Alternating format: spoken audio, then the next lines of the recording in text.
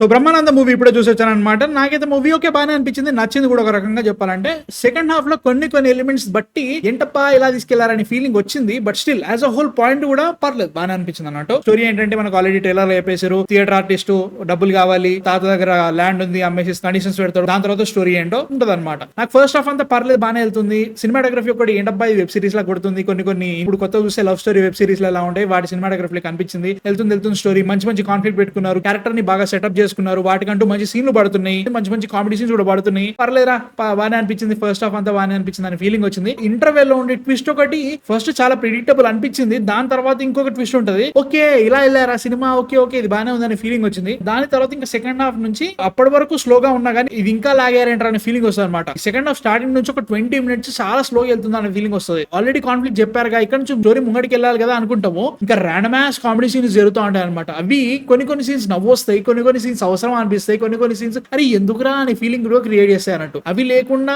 Main conflict ఏదైతే ఉందో దానికి చాలా సబ్స్టెన్స్ క్రియేట్ చేసుకోవచ్చు. ఈ సినిమాలో అది లేదని అనిపించింది. ఎందుకంటే మెయిన్ తాతాన్ మనోడు మధ్యలో జరిగే కాన్ఫ్లిక్ట్ ఏదైతే ఉందో అది చాలా చిన్నగా పెట్టుకున్నారు. దాన్ని కూడా గట్టి కొడితే కొట్టే తెచ్చే అన్నట్టుగా ఫటాకన కంప్లీట్ చేశారు అనమాట. క్లైమాక్స్ వచ్చేసరికి మెయిన్ ఒక కాన్ఫ్లిక్ట్ ఉంటది అన్నట్టు. తాతగారు వాళ్ళ ఏజ్ అండ్ ఆల్సో వాళ్ళు ఇప్పుడున్న సిచ్యువేషన్స్ లో మనుషులు ఎలా చూస్తారు దాన్ని ఒక రకంగా ఎక్స్ప్లెయిన్ చేయడానికి ట్రై చేస్తారు అన్నట్టు. దానిలో ఒక సీన్ పడుతుంది అనమాట బ్రహ్మానందంకి అండ్ గౌతమ్ మధ్యలో. ఆ సీన్ చాలా బాగుందని చెప్పాలి. అలాంటి సీన్స్ కొన్ని బాగున్నా గానీ చాలా వరకు ర్యాండమాస్ సీన్స్ జరుగుతాయి అనమాట. కామెడీ ఉన్నప్పుడు బానే అనిపిస్తుంది. బట్ దీని వల్ల సినిమాకి ఏ రకంగా అవసరం అని 2 నిమిషాలు ఆలోచించినాం అనుకో ఏంటబ్బా అని ఫీలింగ్ వస్తుంది. అట్లాంటిది మనం సినిమా మధ్యలో ఆలోచించడం అంటే అక్కడ పోతుంది అన్నట్టు. నాకు అట్లనే జరిగిందని చెప్తా. సినిమా మొత్తం కూడా వెన్నెల్ కిషోర్, గౌతమ్ అండ్ బ్రహ్మానందం వీళ్ళు ముగ్గురు క్యారెక్టర్స్ మీదనే చాలా వరకు రిలై అయినట్టు అనిపిస్తుంది. అట్లని చెప్పేసి సపోర్టింగ్ యాక్టర్స్ కూడా చాలా బాగా పెట్టుకున్నారు. బట్ ప్రాబ్లం ఏమొచ్చిందంటే ఈ సపోర్టింగ్ యాక్టర్స్ అందరినీ బాగా వాడేంత మంచి నేరేటివ్ లేదని చెప్తా. వాళ్ళు జస్ట్ ఇలా వస్తారు, ఒక సీన్ లో వర్క్ చేస్తారు, ఇంకో సీన్ కి దాని సంబంధం లేనట్టే జరుగుతూ ఉంటారు.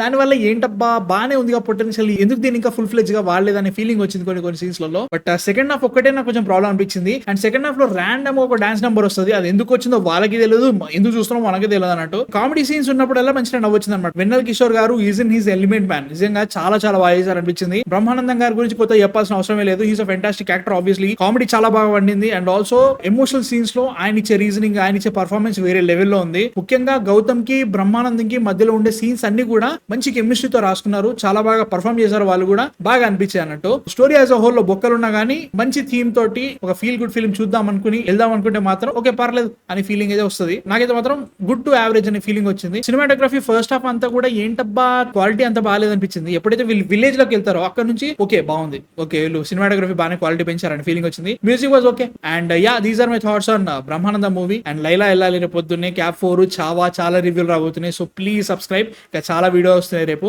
సో నెక్స్ట్ వీడియోతో మళ్ళీ కలిసి అందరూ మ్యాన్ ఫిక్షన్ సైనింగ్ ఆఫ్.